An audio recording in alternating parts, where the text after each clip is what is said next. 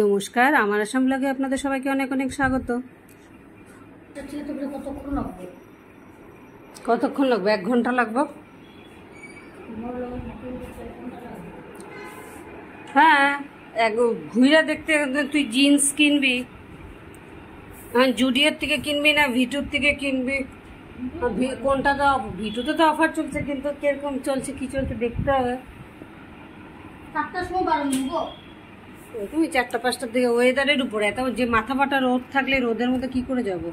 যাক, সবাই বেরিয়ে গেল যার যার মতো। ওই উমা, আমি বলেছিলাম পূজার জন্য জিন্স তো কিনতে হবে, জিন্স তো একই রকমের থাকে, তুই অফিসও আসা যাওয়ার জন্য জিন্সের দরকার। তাই এখন জুলাই আগস্ট মাসে সব জায়গায় অফারে থাকবে, তাই চল 2-3টা জিন্স একবারে কিনে দিই। কারণ ও বছরে একবারই দুর্গাপূজার আগ দিয়ে কিনে দিই, তাহলে সারাটা বছর পরে আবার নেক্সট দুর্গাপূজার আগ দিয়ে ওইভাবে করে কিনে দিই। সেই জন্য বলছিলাম সব জায়গায় সেই নিয়ে এতক্ষণ আলোচনা হলো। এখন সবাই বেরিয়ে গেছে, আমি আমার দিকে সকালে আটা ঠিক করে এদিকে ভাতে একদিকে বসিয়ে দিলাম আর একদিকে রান্না করলাম। তাই মাছ আলাটা তো ছিল না, সেদিন মাছ নিতে পারিনি, তাই আজকে সে মাছ দিয়ে গেল। তাই এনেছে অনেক ইলিশ মাছ, কই মাছ, অনেক কিছু এনেছে। আমি এতগুলো নিইনি, আমি ওকে অনেকদিন ধরে বলছিলাম মাছের ডিমের কথা। তাই 1 কেজি মাছের ডিম দিয়ে গেল আর প্রায় 2 কেজির মতো রুই মাছ দিয়ে গেল। তাই এখন মাছের 2-3 পিস মাছ আগে ধুয়ে ভেজে নিয়ে পটল দিয়ে ঝোল করব দুপুরের জন্য। পটল দিয়ে মাছের ঝোল, আর এদিকে বটবডি আছে, বটবডি দিয়ে আলু দিয়ে ভাজা করে নেবো।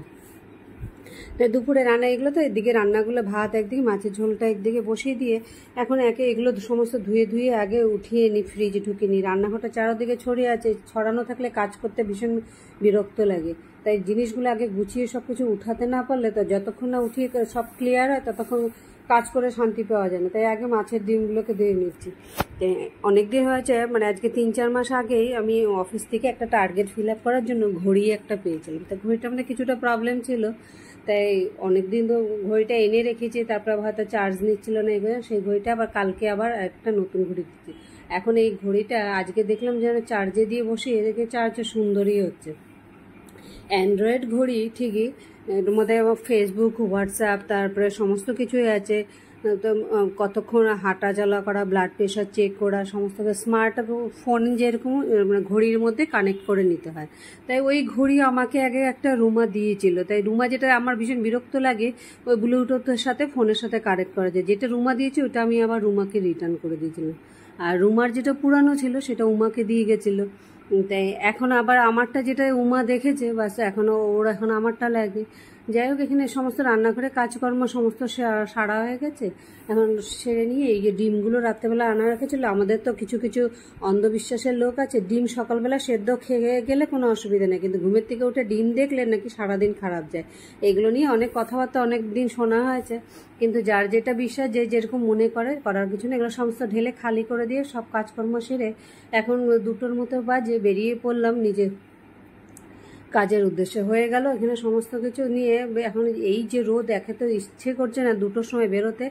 ছাতা, সানগ্লাস সবই নিয়ে নিলাম, নাহলে এই রোদের মধ্যে মাথার যন্ত্রণায় রাত্রে এসে আর ঘুমাতে পারবো না। এখন উমা বসে পড়েছে ঘড়ি নিয়ে। যাক, আজকের মতো ব্লগটা এখানে শেষ হয়েছে। তোর মোবাইলের সাথে ঘড়ির কানেক্ট হয়েছে, সবকিছু ঠিক হয়েছে, সেট হয়েছে। দেখি ঘড়িটা উঠা একবার হাতে পুরো। হ্যাঁ,